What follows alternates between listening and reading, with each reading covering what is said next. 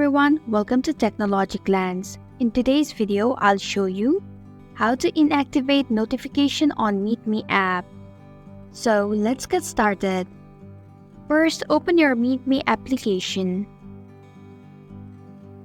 Then tap on the profile icon at the top right corner of your screen.